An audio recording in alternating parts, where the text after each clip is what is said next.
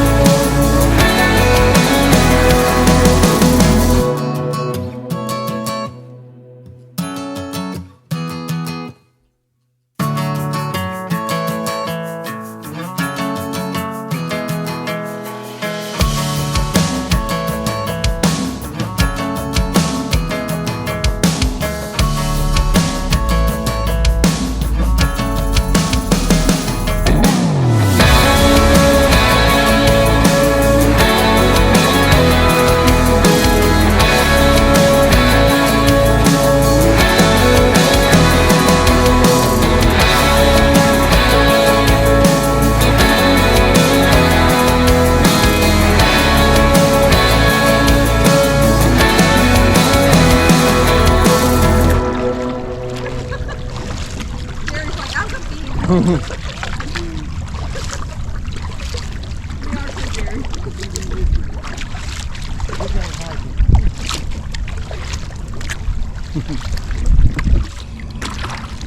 bumping me? Oh, there it is. Contact. Just when the cameras came on. Oh.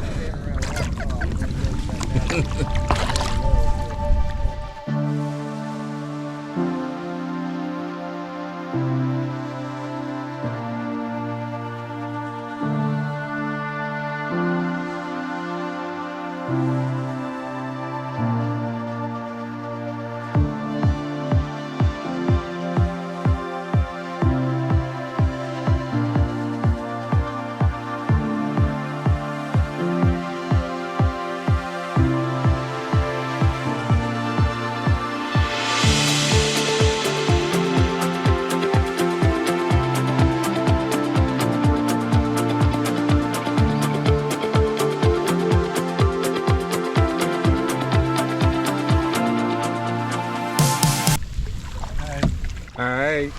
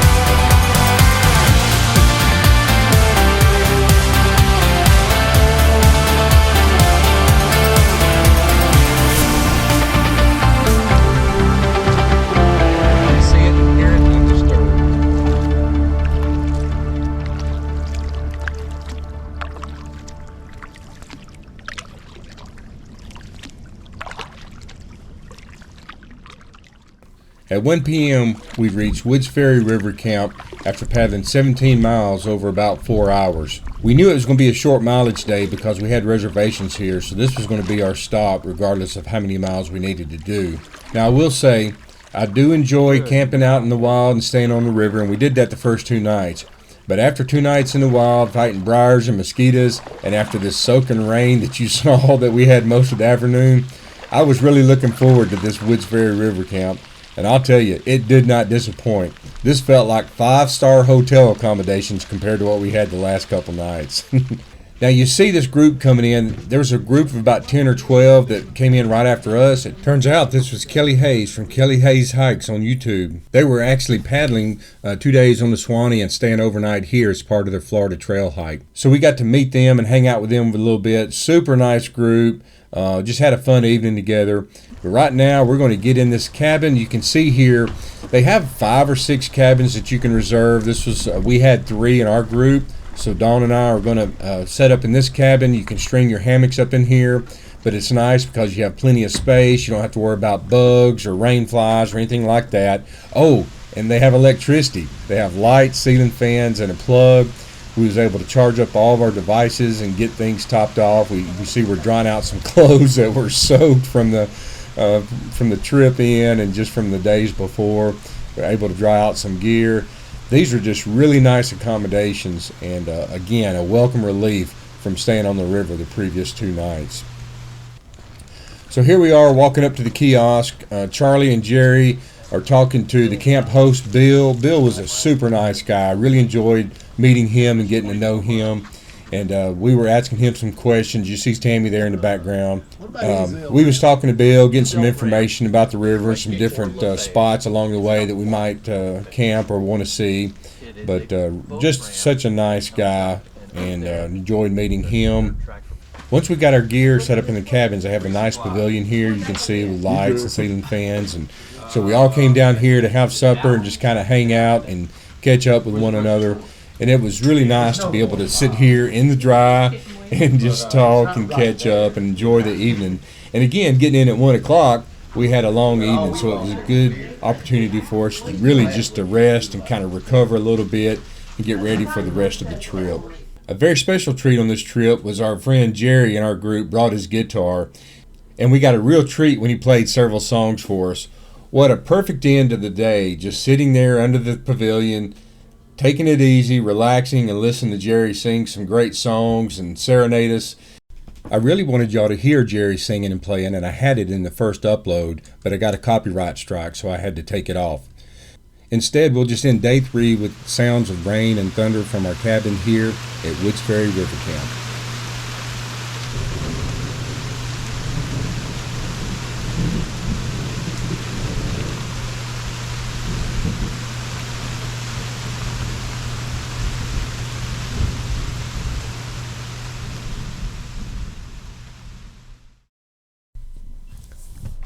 Good morning. It's day 4, Tuesday, February 13th. We had a fantastic night here at Woods Ferry River Camp. We got in early at 1 p.m. yesterday, got to relax and enjoy some time just hanging out here. Got to rest and recover a little bit. That was much needed. But it's 9 o'clock on Tuesday morning. We know we want to do somewhere around 25 miles today. We have a few camp options in mind, but we don't know exactly where we're going to stop. We'll figure that out later, but right now, we're just going to get on this water and start heading downstream.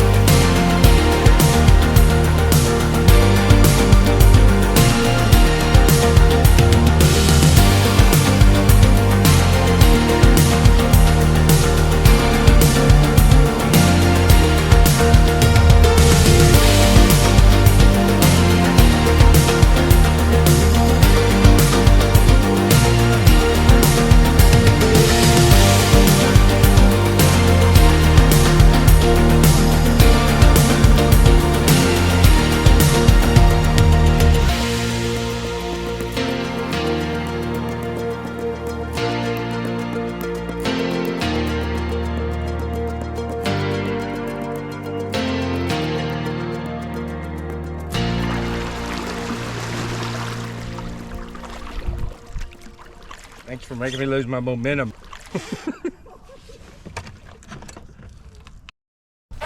One of our stops this morning was at River Mile 149 near Suwannee Springs.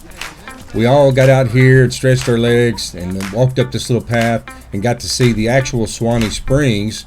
And then from there, you follow a path down along the river and it leads you to an old abandoned bridge that's covered in graffiti.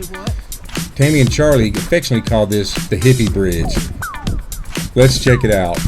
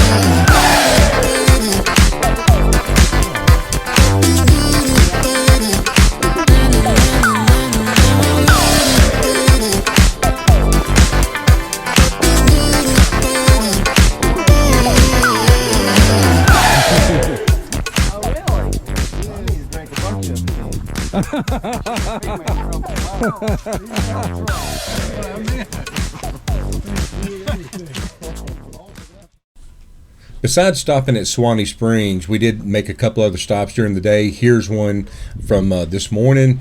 You can tell it's a beautiful day, the bright blue skies and that bright sunshine, and that sun really lit up these white sandy beaches. You know, this is something I really loved about the Suwannee River, was these little sandbars and sand beaches to stop at. We don't have a lot of sand in North Alabama, but I was enthralled to see these and get out and hang out on them. Here's a stop from the afternoon. You can see a little clouds have moved in, but still another great sandy beach, and they're just so cool to get out, and good place to stretch your legs, rest, sit down. They're comfortable, and most of them's clean, and you just good place to just hang out for a little bit. So I really enjoyed these sandy beaches along the Suwannee River. Now we're going to finish up the last leg of the day and find camp here at the end of day 4.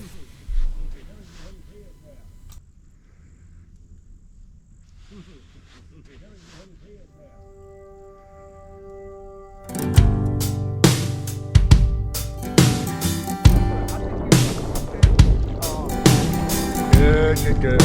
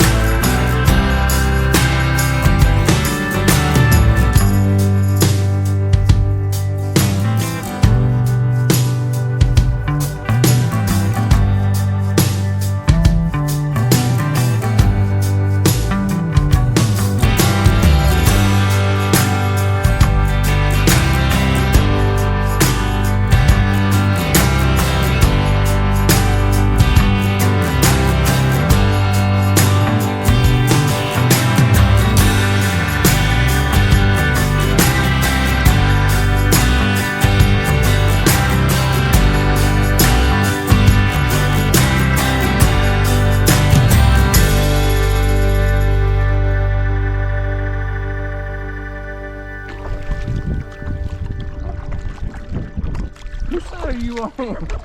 Me or the bird?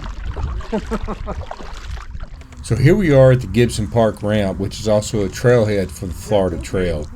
Alan in the boat on the left, Wes standing on the bank. They were our fastest paddlers, and we called them our scout team. They had gotten here first and checked it out. They said it was possible, but it didn't look great. There was a lot of these areas that had damage from recent hurricanes. Dawn had found the Alapaya campsite on Google Maps. It was just a short ways downstream.